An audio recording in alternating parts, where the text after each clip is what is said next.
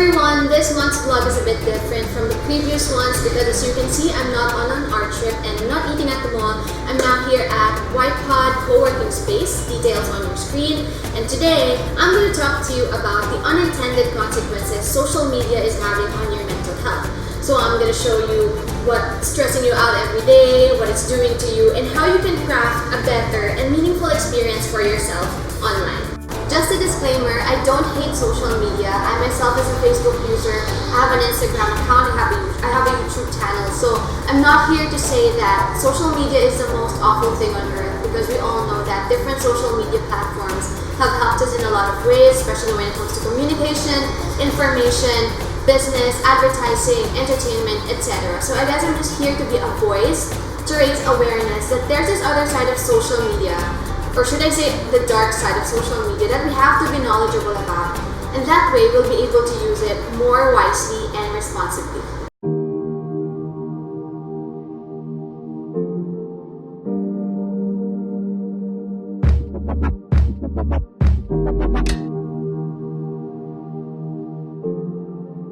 The Center for Collegiate Mental Health have found out the top 3 diagnoses on university campuses are stress, anxiety, and depression. And numerous studies from the US, the UK, Canada, you name it, have linked this high social media use with high levels of anxiety and depression. 90% of 18 to 29-year-olds are active on social media, and we spend an average of 3 to 4 hours a day there. Anything that we do this often is worthy of critical observation, and anything that we spend this much time doing has lasting effects on us. So let me introduce to you to 3 most common stressors on social media that, if go unchecked, might have a potential to become full-blown mental health issue, and this is by no means an exhaustive list.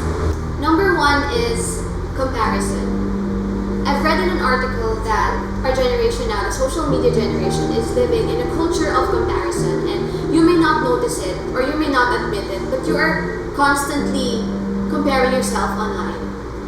I remember listening to a speaker. She said that even before social media, comparison already exists.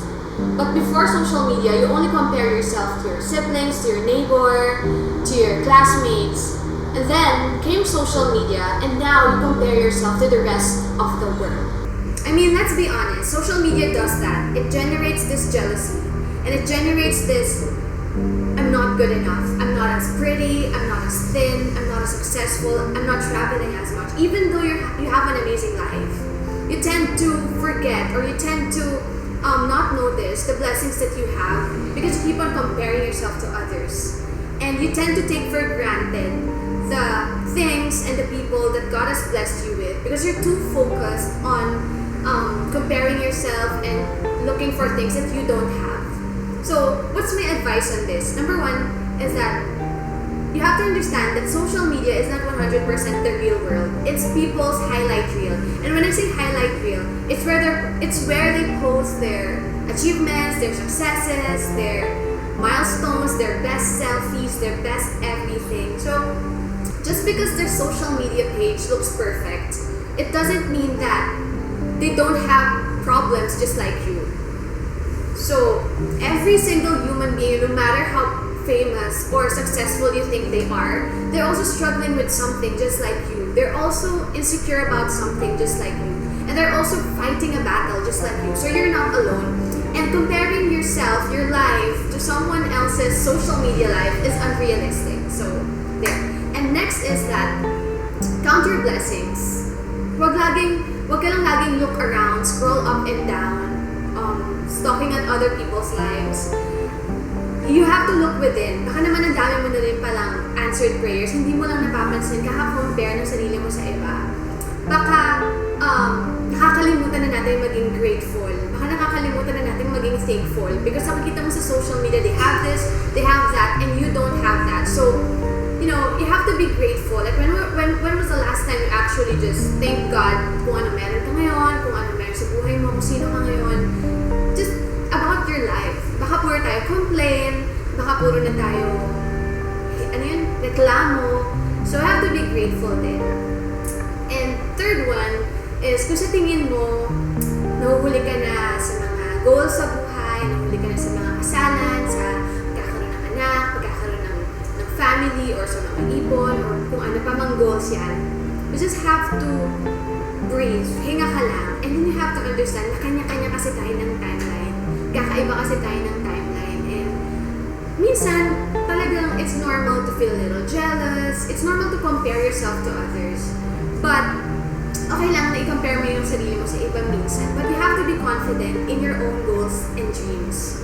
And kung hindi mo pa alam yung goals and dreams mo, hindi mo pa alam yung purpose mo, and then you can, search it within you, or you have to seek God. You have to pray, ask for His direction. Ano ba yung purpose mo sa buhay? And you have to keep going.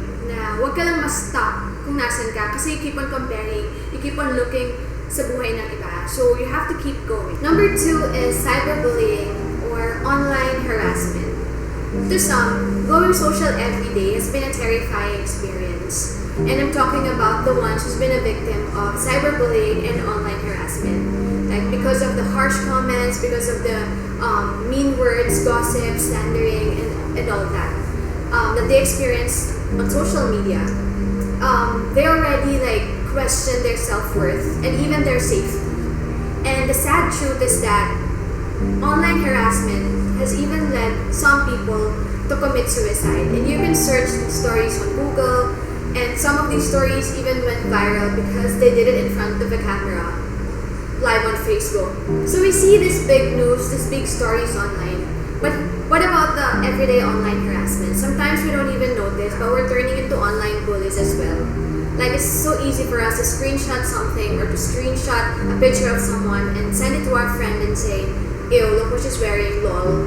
Or she looks fat, he looks ugly, and such. And we make excuses like, and so it's just one photo, it's funny. So it's just one mean comment, it's not a big deal. But when these micro moments happen over and over time, that's when we have a macro problem. And we have to recognize these everyday instances as well. Because if go unchecked and affects unnoticed, we're going to have we're going to have many more suicide reports in this generation. I myself has been a victim of online harassment. I've experienced receiving mean comments, harsh words, and random and anonymous hate messages. And I've been a victim of malicious and senseless gossips online by people who don't really know me, and I don't even know them. So yeah, it sounds stupid, but that really happens. Like, it's very easy to make up a story and spread it online, even without basis, without proof. Like, if you just want to bring a person down, you can do it online, and it's very easy. As I have experienced online harassment and cyberbullying, I have learned to audit my social media diet. I have realized the value of privacy more and more. As I grow older, I've realized that privacy is very important. You don't have to post about everything on your wall, every detail, every stress that you have, every event that you have. You don't have to really post about it. Not every private matter has to be announced publicly, because not everyone on your social media is concerned for you, is concerned about you. Most of them are just curious, or some of them are just stalking. So, not everyone deserves to know every detail about you. So you have to filter your friends, you have to filter your followers. And if it's necessary to unfriend someone or unfollow a certain group of people, that's okay. If you have to do, then do so, because you have control of that. Especially if those people are not contributing to your mental health, to your emotional health, and to your spiritual health. Second is that words are powerful. And Proverbs 18:21 says that the tongue can bring life or death. It means that the words we say, the words we post, has lasting impact on others. It can either lift people up or bring them down. It can make or break them. So you have to be wise. You have to choose. Do you choose to be an inspiration, or do you choose to be a poison? So it's your choice. Do you want to inspire others, or do you want to just poison others? And think about this. With my post and my content, I can shape your world. And with your post and your content, you can shape my world. And in this hyper-connected world, our digital habits have lasting impact on our society, on ourselves, and in our generation. So think before you post. Number 3 and the last one is compromised compassion. Human beings are profoundly social creatures, and we are hungry for acceptance, for connection, and for love. And social media was supposed to connect us all, but has transpired to make us feel lonely. And the fact that we have many people in our social media networks does not mean that we belong.